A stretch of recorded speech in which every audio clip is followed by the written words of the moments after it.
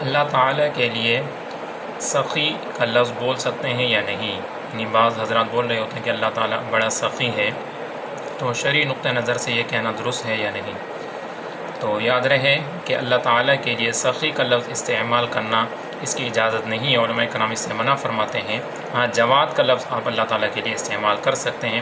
وجہ اس کی یہ ہے کہ سخی اسے کہتے ہیں کہ جو دوسروں کو بھی کھلائے اور خود بھی کھائے، اسے سخی کہتے ہیں۔ تو اللہ تعالیٰ جو کھانے سے وہ پاک ہے، تو اس لیے سخی کا لفظ اللہ تعالیٰ کے لیے استعمال نہیں کر سکتے۔ ہاں، جواد کا معنی یہ ہوتا ہے کہ جو دوسروں کو کھلائے، اس لیے یہ لفظ اللہ تعالیٰ کے لیے استعمال کرنا شرعاً جائز ہے۔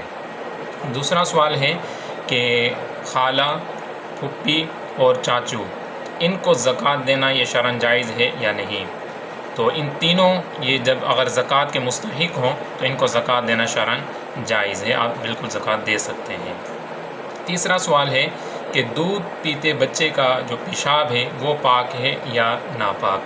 تو یہ بھی ایک جس طرح اور مسائل عوام کے اندر غلط مشہور ہیں، وہ یہ سمجھتے ہیں کہ ابھی بچے نے غذا کھانا شروع نہیں کی تو اس کا جو پیشاب اگر کپڑوں پر لگ جائے تو وہ پاک ہے، نماز بھی پڑھ سکتے ہیں، تو یہ بالکل غلط ہے۔ اگرچہ ایک دن کا بچہ ہو تو اس کا بھی پیشاب یہ بالکل جس طرح بڑے لوگوں کا پیشاب ناپاک ہے، نجاست غلیظہ ہے، تو بچے کا پیشاب بھی یہ ناپاک ہے۔